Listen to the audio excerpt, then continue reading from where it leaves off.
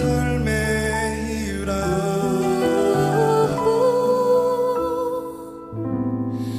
내 삶의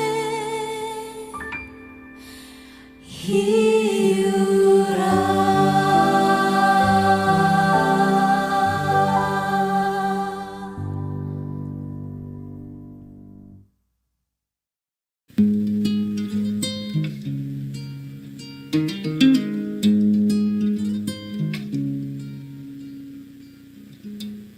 온라인 가정행복축제 셋째 날에 오신 여러분들을 진심으로 환영합니다.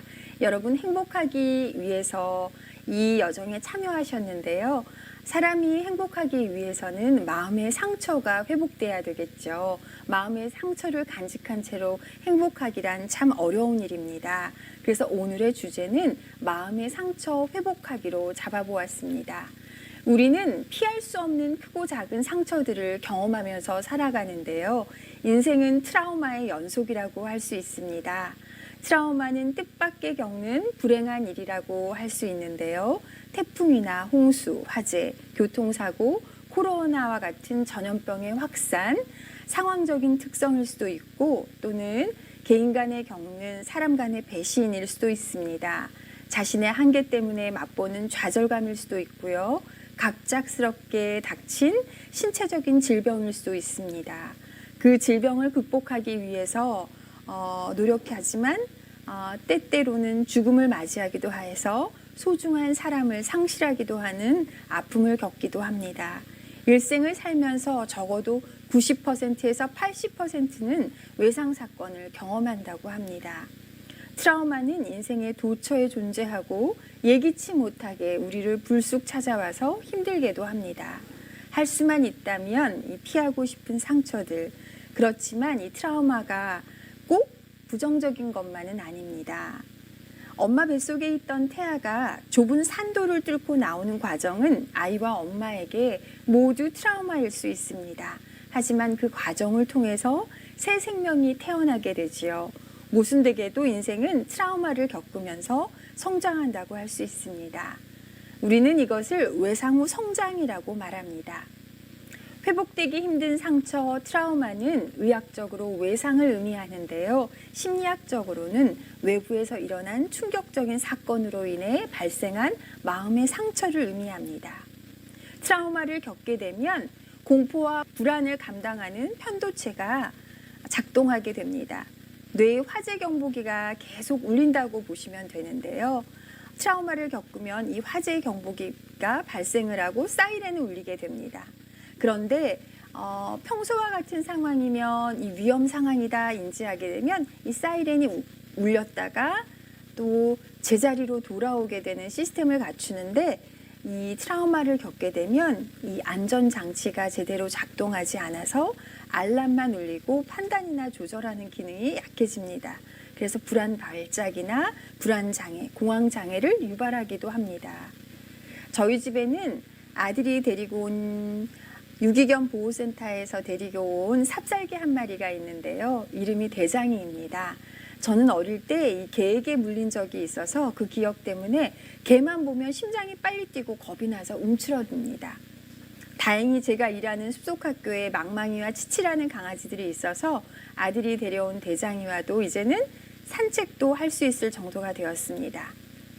이렇게 공포나 불안을 느끼게 되면 뇌에 알람 경보가 울리게 되고 정상인은 알람이 울리다가 안전한 상태가 되면 꺼지지만 큰 공포와 불안을 경험한 사람은 이 알람이 늘 경계경보 사이렌을 울리게 되는 것입니다. 여기 제가 보여드리는 이 그래프는 트라우마를 경험한 사람들이 어떻게 이전의 행복을 다시 찾아가는지를 보여주는 그래프입니다. 정상적인 사람들은 상처를 겪으면 이전의 상태로 회복됩니다. 그러나 그것이 너무나 해결하기 어려운 트라우마라면 이전의 상태보다 조금 못하게 행복도를 느끼게 됩니다. 트라우마를 통해 좌절하지 않고 자신의 모난 부분을 발견하고 더 나은 건강한 삶을 사는 사람들은 이전의 행복도보다 더 큰 행복감을 느낀다고 합니다. 그러한 사람들을 우리는 회복 탄력성이 높다라고 표현합니다. 긍정심리학자 마틴 셀리그만은 트라우마가 성장을 가져오는 이유에 대해 다음과 같이 설명하고 있습니다. 사람은 상호 소통하는 존재이면서 동시에 스스로 이야기를 만들어내는 존재이다. 고통을 겪은 후에 트라우마를 가져다주는 사건, 전쟁, 해고, 사별에 대해 자신들만의 이야기를 만들어낸다. 스스로 만들어낸 이야기는 새로운 삶의 원동력이 되어 회복 탄력성을 이용해서 더 발전적인 원칙을 만들어낸다고 합니다. 회복 탄력성은 여러분 아이들의 장난감 슬링키 아시나요? 휙 던지면 또르륵 다시 제자리로 돌아오는 그런 장난감을 슬링키라고 하는데요. 그런 회복 탄력성의 성질을 제대로 보여주는 것이지요. 회복 탄력성이란 원래 제자리로 돌아오는 힘, 크고 작은 역경과 어려움을 도약의 발판으로 삼는 긍정적인 힘을 말합니다. 이 회복 탄력성을 보여준 몇몇 사람을 제가 소개하고 싶은데요. 안델센은 매우 가난한 집에서 태어났고 초등학교도 다 다니지 못했다고 합니다. 알코올 중독자 아버지에게 학대를 받으면서 자랐는데요. 이후에 아주 동화 작가로 명성을 얻게 되었죠. 우리가 잘 아는 미운 오리 새끼나 또 성냥팔이 소녀 이런 것들이 그의 작품인데요. 원래 그는 연극 배우가 되는 것이 꿈이었습니다. 그러나 그의 어법이나 발음이 이상해서 배우의 꿈을 이루지 못했습니다. 꿈을 이루지 못한 좌절 때문에 자살까지 생각하게 되었는데 국회의원인 요나 콜린스라는 분의 도움으로 라틴어 학교에 들어갑니다. 문학을 배우기 시작한 안델센은 집필을 하기 시작했습니다. 그런데 그의 학교의 교장 선생님은 그에게 악담을 퍼붓고 창작 활동을 하지 못하게 하였습니다. 60세가 넘은 안델센의 꿈에도 그 교장 선생님은 나타났다고 하는데요. 그의 고통이 얼마나 컸는지를 알려줍니다. 그의 경험을 승화시켜서 나온 작품이 바로 미운 오리 새끼입니다. 가난한 구두수성공의 아들로 태어나 무학자였지만 좌절하지 않은 안델센은 만인이 좋아하는 작가가 된 것입니다. 또 회복 탄력성을 보여준 대표적인 재림교인 의사를 소개해 보겠습니다. 벤 카스는 미국 디트로이트 빈민가에서 태어났는데요. 그가 8살 때 이혼한 어머니 소냐 카스는 두 아들을 돌보기 위해 가사 도우미나 허드렛 일을 하였는데요. 아이들 교육에 신경을 쓸 틈이 없었습니다. 벤 카스는 초등학교 입학을 했지만 기초학습이 제대로 되어 있지 않아서 다른 아이들을 따라갈 수가 없어서 늘 성적이 바닥을 맴돌곤 했습니다. 어머니가 안타까운 나머지 독서하는 습관이라도 길러주기 위해서 도서관에 가서 일주일에 2권의 책을 읽고 독후감을 써서 검사를 맡게 했는데요. 어머니가 여러 집을 다니면서 일을 하면서 보게 된 것은 사회적으로 존경받는 집안은 조용하고 책을 읽는 집이라는 사실을 알게 되었기 때문입니다. 물론 벤 카스는 어머니가 문맹이라는 사실도 몰랐습니다. 제대로 보호받지 못하고 거리에서 놀던 두 아들은 도서관에서 노는 것도 재밌었던지 이해되는 책이 없었지만 만화나 그림책을 처음엔 선택해서 열심히 보았습니다. 그 중에는 자연학습 도감도 있었는데요. 그림이 많아서 보기가 쉬웠던 모양입니다.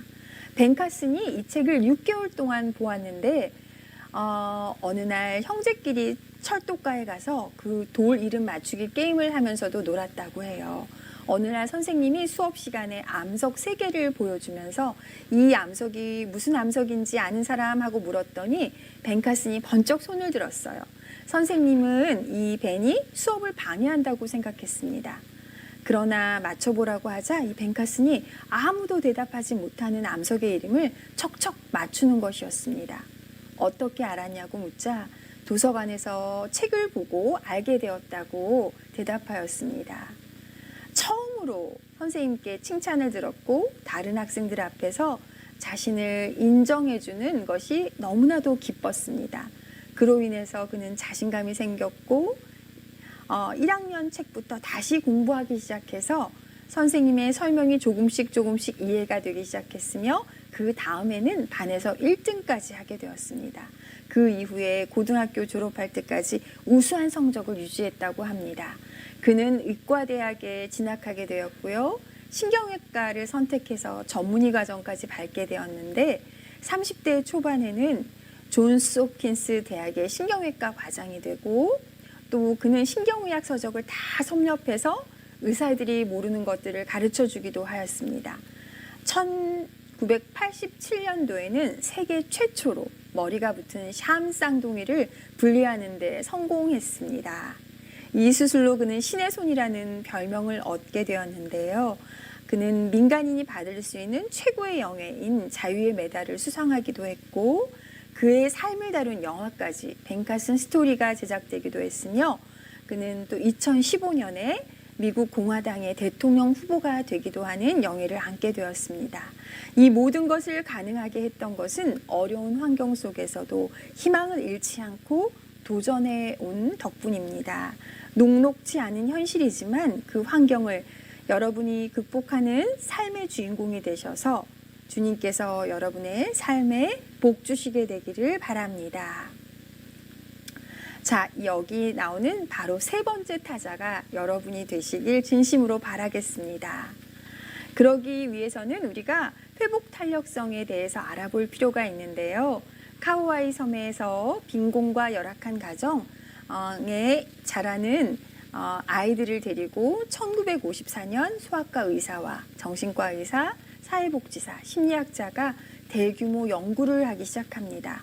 어머니 뱃속에서부터 겪는 여러 가지 건강상의 문제나 사건, 사고, 가정, 사회 경제적 환경이나 이것들을 잘 추적해가면서 어른이 되기까지 어떠한 영향을 미치는지 알아보기 위한 연구가 시작되었습니다. 에미 워너라는 학자는 가장 열악한 환경에서 자란 201명을 데리고 추렸는데요. 그들은 매우 가난했고 크고 작은 가정 불화와 부모 한쪽이 알코올 중독이거나 정신질환을 앓고 있기도 했습니다. 18세가 되어서 이들을 추적조사하였는데요. 그 누구보다도 힘들고 열악한 환경에서도 밝고 명랑하며 학교 성적이 늘 상위권이고 전교 석차 늘 10위 안에 들며 학생회장을 역임하는 등 리더십을 보이는 친구들도 있었습니다. 이렇게 이상적인 청년으로 자라난 때에는 201명 중에 72명이 이런 강인함을 보여주는 것으로 나중에 조사가 되었는데요. 그것을 보고 고안해낸 개념이 바로 회복탄력성입니다. 이 회복탄력성의 핵심 역시 지난 시간에 말씀드렸던 것과 마찬가지로 인간관계였습니다. 그런 아이들 주변에는 무조건 그들의 입장을 이해해주고 받아주는 어른이 그 주변에 한 명은 있었다는 것입니다. 아이들에게는 부모 역할을 대신해주는 대리모가 있었던 거지요. 여러분의 가정과 여러분의 교회가 바로 그런 축복의 기간이 되기를 바라겠습니다. 회복 탄력성이 높은 사람과 낮은 사람의 특성을 한번 알아볼까요? 회복 탄력성이 높은 사람은 실수를 대하는 데에도 긍정적인 태도를 갖고 있습니다. 자신의 실수에 대해 보다 민감하게 반응하고요. 자신의 실수를 잘 모니터링하는 습관을 가지고 있습니다. 또 자신의 이야기에 대해서 긍정적인 스토리텔링을 하고요. 자기조절력과 충동 통제력, 대인관계 능력이 매우 뛰어납니다. 그러나 이와 반해서 회복 탄력성이 낮은 사람은 완벽주의와 소심한 성격을 가지고 있고요. 실수를 두려워합니다. 역경과 실수를 회피하려는 경향이 있고요. 자신의 삶의 이야기를 부정적으로 이끌어가는 부정적 스토리텔링에 능합니다. 그리고 부정정서에 쉽게 동화되는 특성이 있습니다. 자, 그런데 제가 트라우마가 많은 직종인 소방관과 함께 집단 상담을 할 기회가 있었는데요. 이 소방관은 1992년 소방관 2명과 숙련되지 못한 상태에서 지하실 화재에 출동을 했는데 제대로 그 시신을 구조하지 못한 것에 대한 죄책감이 늘 있었습니다. 약물 치료와 통원 치료를 통해서 공황장애 판정을 받게 되었고요. 2달 동안 약물을 복용했지만 차도가 별로 없었습니다. 그랬는데 VIP 119의 날 행사에서 분노 발작을 일으키게 됩니다. 그리고 결국은 PTSD, 외상후 스트레스성 장애를 판단받게 되는데요. 그의 트라우마 증상을 써보라고 했더니 그분은 어떻게 자신의 증상에 대해서 썼냐면 뛰쳐나가 나쁜 행동을 하지 않을까 생각이 드는 것, 그런 생각을 강하게 억누르는 것, 이겨내고 참으려고 노력하는 것, 집에서 아이들이 아프면 화가 나는 것. 일반적인 부모라면 아이가 아프면 어디가 아프니? 엄마랑 같이 병원에 가자. 아빠랑 약국에 갈까? 이렇게 하고 그 아이를 간호하려고 할 텐데 이 아빠는 그렇게 하지 못했어요. 폭력적인 행동이 나타나는 것, 이렇게 하면 안 되는데 하며 자꾸자꾸 하게 되는 것, 가만히 편안히 있지 못하는 것, 터널에서 답답함이 강하게 느껴지는 것, 시신 처리 장면이 자꾸자꾸 떠오르는 것, 성심성의껏 시신 처리 안 했다는 생각이 드는 것, 평상시 눈을 많이 깜빡이는 것, 마음의 병이라 여겨지는 것, 죄책감이 드는 것이라고 이렇게 기술했습니다. 우리 모두는 어쩌면 이런 트라우마적인 환경과 트라우마적인 사건을 겪으면서 이 소방관이 적은 이런 증상을 다 갖고 있지만 이 중에 한두 개 정도는 우리 모두가 가지고 있을지도 모르겠습니다. 거기에 모이는 많은 트라우마 증상을 가진 소방관들은 뭐라고 얘기했냐면, 제가 여기 그림에 LP판이 돌아가는 모양을 놨는데 마치 그 판에 기스가 나서 그곳을 가면 계속 거기가 딸깍딸깍 걸리면서 음이 제대로 된 아름다운 음을 못 내는 것처럼 자신의 삶이 마치 고장난 LP판 같다는 느낌이 든다고 이렇게 표현하였습니다. 그런데 이런 트라우마를 우리는 치유할 수 있을까요? 네, 사람에 대한 진정한 사랑과 또 진정성과 그 사랑을 가지고 있으면 어떤 순간이든지 치유가 일어날 수 있습니다. 여러분, 2014년 세월호 사건을 다 기억하실 텐데요.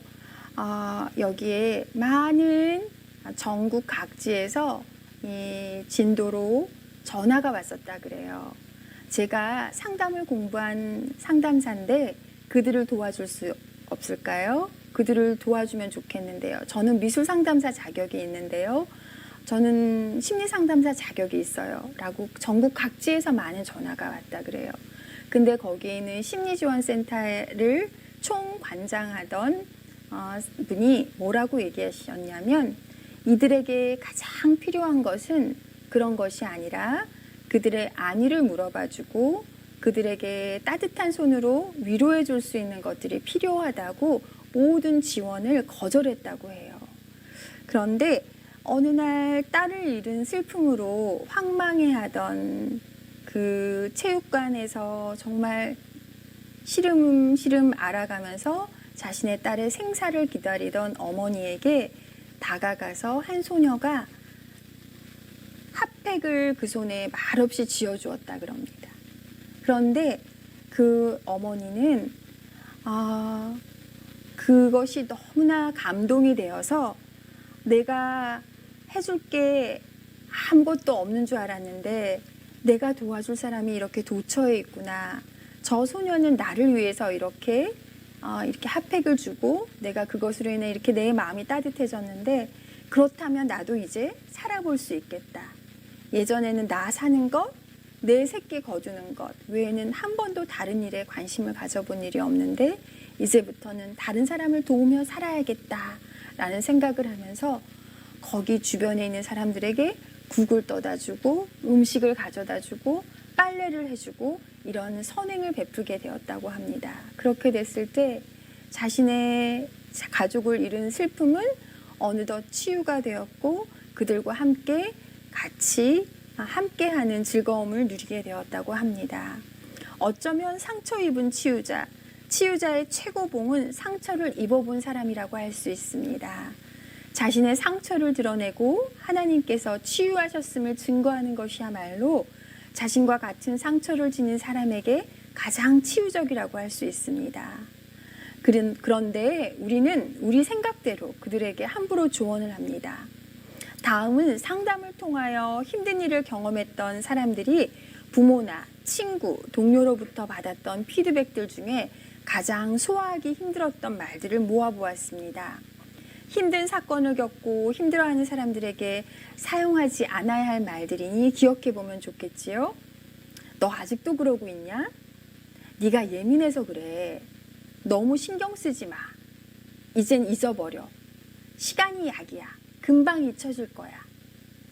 금방 잊어버리라는 말은 그들에게 오히려 압력이 될 수도 있습니다. 이젠 잊을 때도 됐잖아. 언제까지 이러고 살래? 이런 말들 대신에 다음과 같은 말을 써보는 건 어떨까요? 당신과 같이 있으면 힘이 돼요. 오늘 정말 수고 많았어요. 오늘 밤은 다른 사람이 아닌 자기 자신에게 따뜻한 선물을 한번 주세요. 당신 참 애썼다. 사느라, 살아내느라, 여기까지 오느라 정말 애썼다. 이제 그만 걱정하세요. 제가 당신 곁에 있을게요. 지금 필요한 사람은 마음을 같이 다해 울어줄 사람, 간절히 기도해주는 사람이 필요한 때입니다. 마음속에 있는 간절함이 만나서 사람을 치유하는 동력이 됩니다. 지금같이 어려운 시대에 꼭 필요한 사람은 상대방의 어려움에 함께 오열하고 함께 버텨줄 사람이 필요합니다. 슬펐구나, 힘들었구나, 당신 정말 혼자서 애썼네. 내가 당신 옆에 있어줄게. 사실 성경 속의 인물들도 다 크고 작은 트라우마를 극복한 사람들입니다. 창세기 21장 1절에 보면 그 일 후에 하나님이 아브라함을 시험하시려고 그를 부르시되 아브라함아 하시니 그가 가로되 내가 여기 있나이다. 아브라함은 남쪽으로 여행을 계속하고 있었는데 그의 믿음은 다시 시험을 당하였다. 하늘은 비를 내리지 않고 시냇물은 골짜기에서 흐르기를 그치고 들의 풀은 시들었다. 양떼들과 가축떼들은 목초를 얻지 못하였고 기근은 온 장막을 위협하였다. 그때 그 부조는 섭리의 인도를 의심하지 않았을까? 그는 갈대아 평화의 풍요를 사모하는 마음으로 돌아보지 않았을까? 마치 여러분의 상황과 비슷하지 않으신가요? 그럴 때 믿음의 조상 아브라함은 어떻게 했을까요?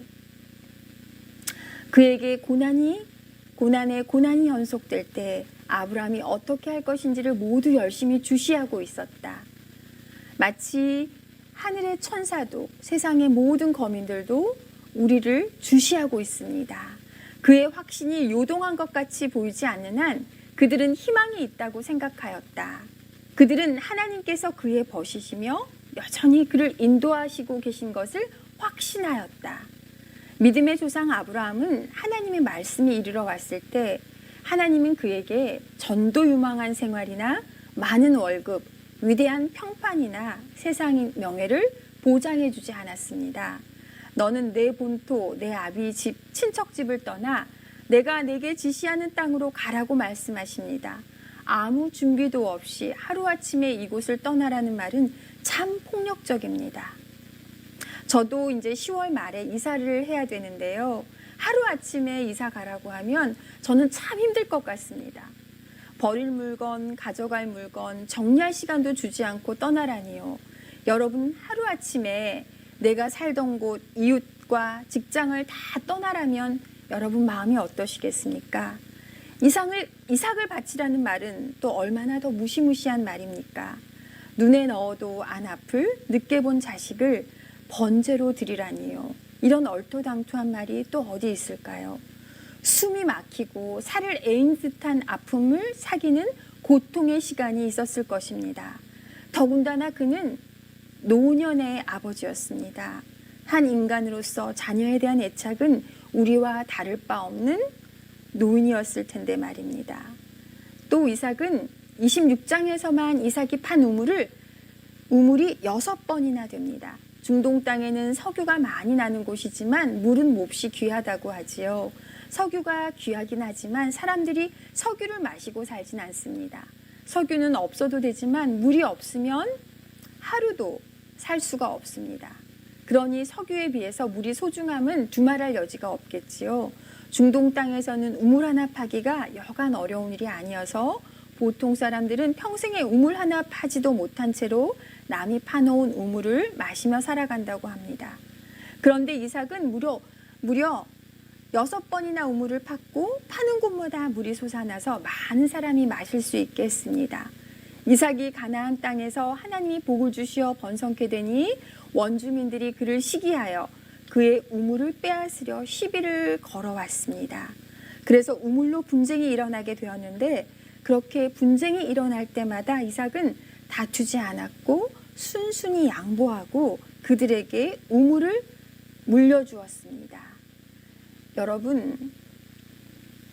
여러분들의 삶 속에서 나는 최선을 다해 남들을 도와주었지만 남들은 여러분을 배신한 그런 아픔을 경험하고 있진 않으신지요?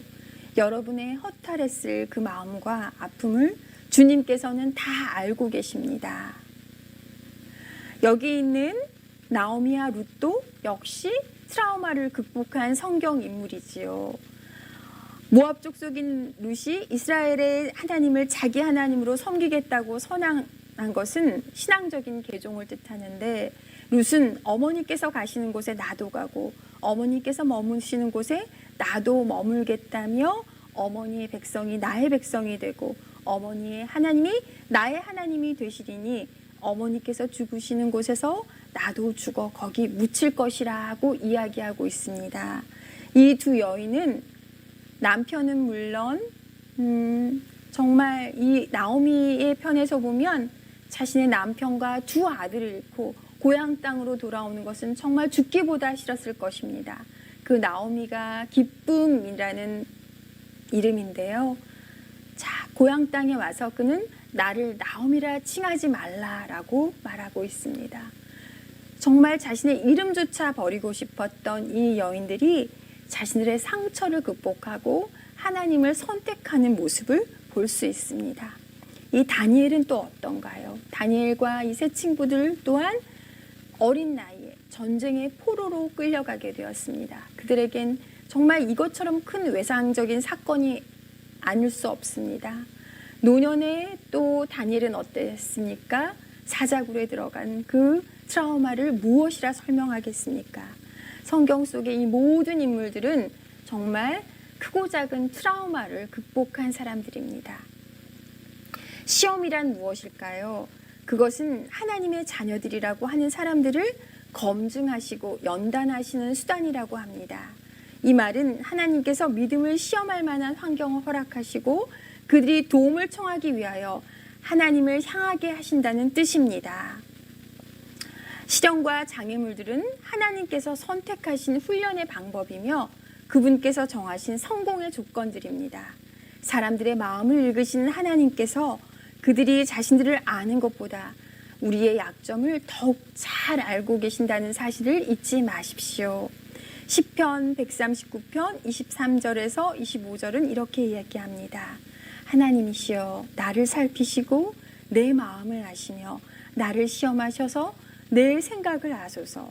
나에게 무슨 악한 행위가 있는지 보시고 나를 영원한 길로 인도하옵소서라고 말씀하십니다. 우리의 믿음을 격렬히 시험함으로 하나님께서는 우리를 버리신 것처럼 보이게 하는 바로 그 시련들은 우리가 우리의 모든 짐들을 그리스도의 발 아래에 놓고 그 대신 그분께서 우리에게 주시는 평안을 경험하도록 우리를 그분께 더욱더 가까이 인도하심을 잊지 마시기 바랍니다. 에레미야 29장 11절에는 이와 같이 써 있습니다. 나 여호와가 말하노라 너를 향한 나의 생각은 내가 아나니 재앙이 아니라 곧 평안이요 너희 장래에 소망을 주려 하는 생각이라. 여기 철을 재련하는 모습이 담겨져 있는데요. 하나님께서 항상 고난의 풀무에서 당신의 백성들을 시험하셨다. 찌꺼기가 그리스도인의 품성이란 순금에서 제거되는 것은 뜨거운 풀무 가운데에서이다. 예수께서는 그 시험을 주목하고 계신다. 여러분이 당하는 시험이 무엇이든지, 여러분이 갖고 있는 상처가 무엇이든지 예수님께서는 여러분의 상처와 여러분의 시험을 주목하시며 여러분을 완전히 치유하기를 원하십니다. 척박한 땅에서 자란 포도일수록 짙은 향기와 최고의 당도를 갖게 된다고 합니다. 고가의 명품 바이올린은 시베리아 광야의 눈비 맞은 나무를 사용한다고 하지요. 최고급 향수는 건조한 지역에서 새벽에 채취한 장미를 사용한다고 합니다. 여러분, 에레미야애가 3장 33절에는 주께서 인생으로 고생하며 근심하게 하심이 본심이 아니시라고 합니다. 여러분 부디 하나님의 본심을 이해하셔서 여러분의 상처와 또 상대방의 상처를 치유하는 그런 축복의 통로가 되시길 바라겠습니다. 감사합니다. 고마우신 하늘 아버지, 저희 마음속에 많은 상처들이 있는 연약한 사람들입니다. 그런 저희 안에 있는 모든 상처들을 주님 앞에 내어놓사오니 주의 보혈의 피로 그것을 깨끗하게 닦으셔서 저희들을 치유해 주시고 치유받은 저희는 이웃의 상처를 또 치유할 수 있는 그런 넉넉한 마음을 갖게 도와주시옵소서. 주께서 오늘 저희들의 고통당하는 것이 본심이 아님을 깨닫게 해주셔서 진심으로 감사합니다. 살아계신 하나님을 만나고 우리의 상처가 치유될 뿐만 아니라 이웃과 또 가족을 치유하는 저희들이 될 수 있도록 축복의 통로 삼아주시기를 사랑이 많으신 예수님 이름으로 간절히 기도하였습니다. 아멘.